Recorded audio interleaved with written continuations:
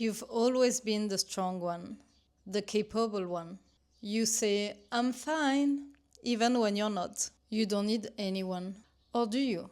Let me show you why hyper-independence might not be a strength, but a response to pain you never asked for.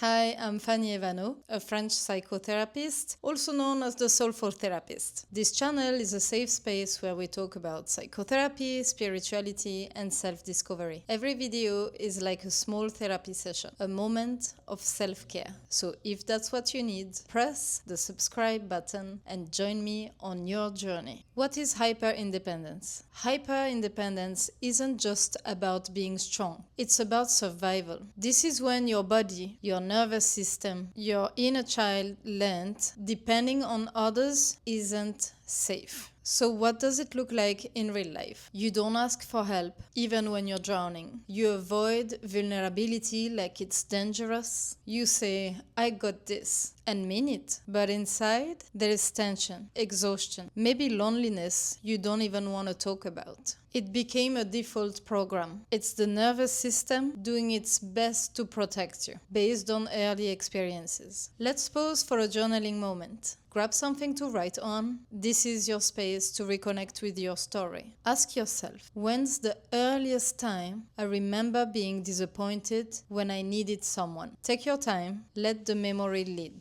If you need, you can pause this video to think about it. Once you recall that moment, now you can answer. After that moment, I learned that it was safer to ... Whatever you write there, that's your survival strategy. And you've been carrying it, maybe even wearing it, like an armor ever since. The root of this response. This is often the result of relational trauma. Not necessarily big dramatic events, but quiet moments of misattunements. You needed emotional support and it wasn't there. You were made to feel like asking for help was too much to ask. Or maybe you were praised to be independent. But secretly, you were craving for care and attention. So your body said, it's safer if I don't need anyone again. That was not your fault. It was the wisdom in that moment. But it's costing you connection now. Relearning safe connections. So how do we start healing this? Well, one step at a time. First of all, as usual, you always need to be conscious of the behavior so you can correct it. But I'm gonna give you 3 ways to begin practicing interdependence. Ask a trusted friend to help you for something. Even something very small, like picking you up to go somewhere or helping you to carry something. Just a little help. Practice saying and thinking, I could use some support, even if it feels awkward at the beginning. Notice where you rush to say, I'm fine. And instead, try, I'm figuring it out. Your nervous system may resist at first, and that's okay. You're retraining it to see connection as safety, not threat.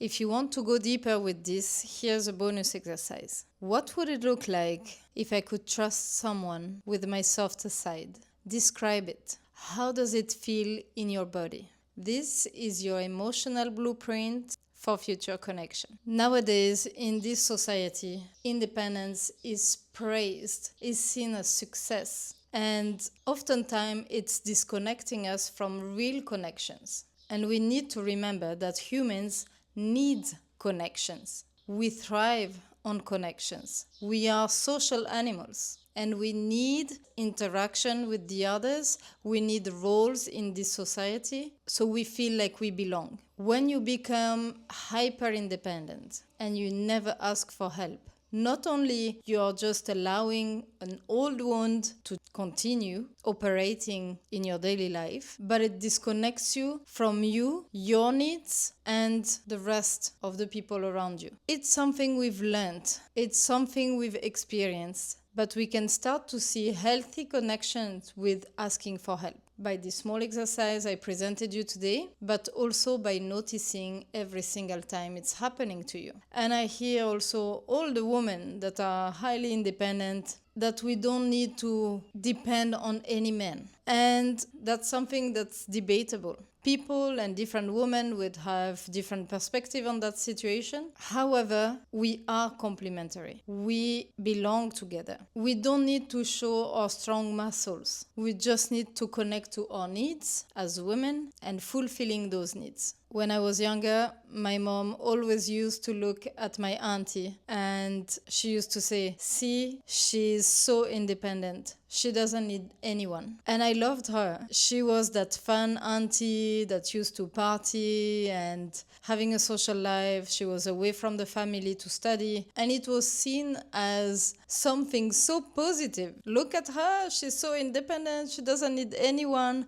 As if needing someone is putting you in that box, in that cage you cannot escape. And that's not true. If you respect your boundaries, if you listen to your needs, you don't need to escape. Today was an invitation to look at your relationships, see how dependent or independent you feel from them. You don't have to do everything on your own. You're not weak by needing people. You are human. And let's consider something else. Hyper-independence and control are deeply connected. In fact, many people who say, "I don't need anyone," are also silently saying, "If I can control everything, I won't be hurt again." So in the next video, we'll explore how control is running the show of your life. So don't forget to subscribe, and I'll see you there. Take care, always.